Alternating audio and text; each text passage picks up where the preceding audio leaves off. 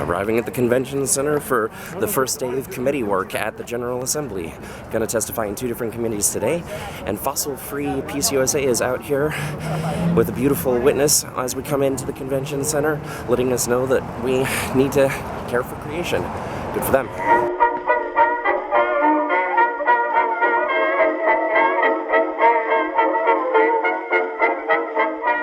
I grew up in Palestine, in Bethlehem, and I thought I would go back to support my people on legal issues.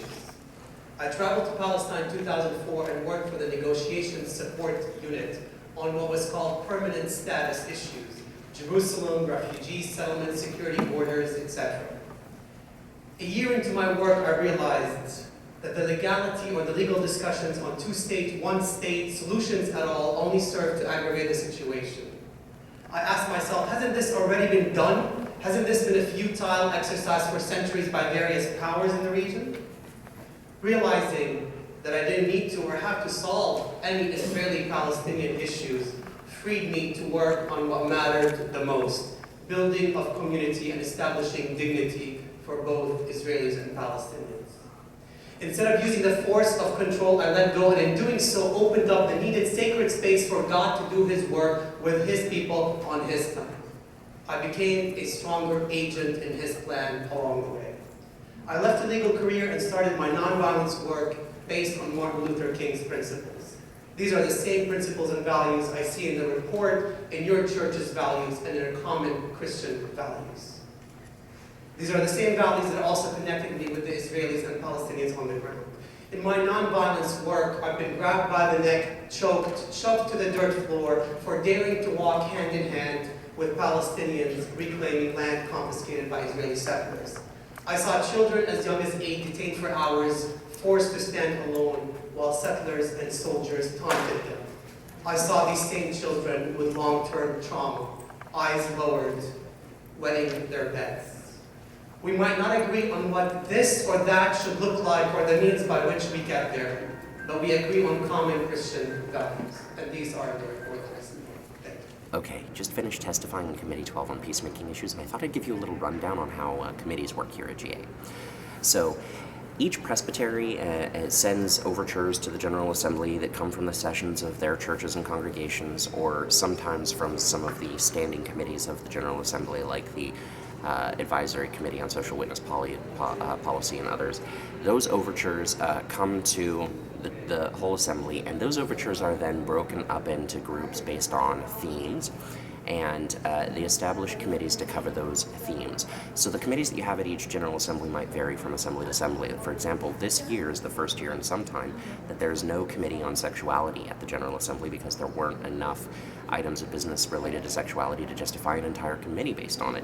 So the one or two overtures that are here that are about sexuality issues have instead been put into another committee dealing with social justice issues that will cover that as well as other issues. So once the committees have been selected, whatever the committees are going to be, and the business has been assigned to those committees in that time, they also begin to assign commissioners and advisory delegates and resource persons to the various different committees. The committee work is really the nitty-gritty, the down-to-brass tacks, beating heart of the assembly. It's where they actually pour over, the word-by-word, sentence-by-sentence, page-by-page of each overture and make the decisions which will most likely be the formative decisions that come out of the total assembly.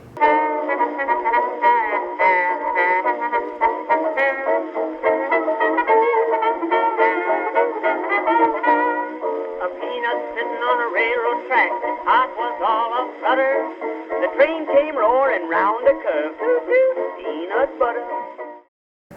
Okay, it's drawing to the end of the day here on the first day of committees, and we are in the thick of it right now. There's just so many different ways this could go. Committee 9 on the environment and the fossil fuels is like amending the amendments to the amendments and substituting the motions for the motions. And Committee 8 on the Middle East for the two-state position paper is kind of doing the same thing right now. So mired up in some Robert's Rules quagmires.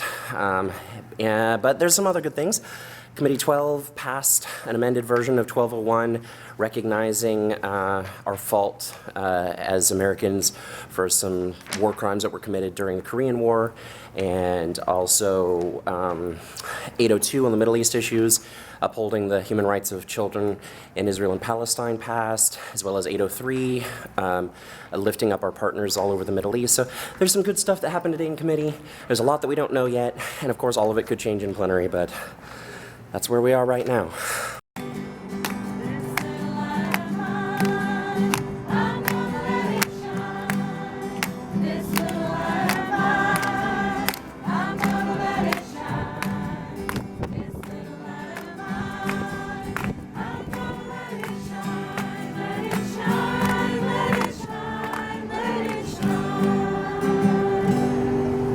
Holy crap, some sudden quick action in the committees. I was all done. I was finishing editing up the video and figured that the day was over pretty much, but then before they finished for the day, Committee 8 and Committee 9 both passed their major motions. Committee 8 just passed the two-state position paper, or the position paper that is about upholding human values in the absence of a just peace. They passed it with comment, which probably means that they put a disclaimer on it, but essentially it's going to go through into plenary, which means plenary will get a chance to vote on that. And Committee 9, the Environmental Committee, also passed the fossil fuel divestment overture through. That's going to go to plenary. So fabulous way to end the day. 2 major victories in committee, and we look forward to what tomorrow holds. A bald-headed man in a restaurant said, "Waiter, my cocoa's cool." The waiter said, "If your cocoa's cold, put on your hat, you fool." Oh, it ain't gonna rain no more, no more. It ain't gonna rain no more. But how in the world can the old folks tell it ain't gonna rain no more?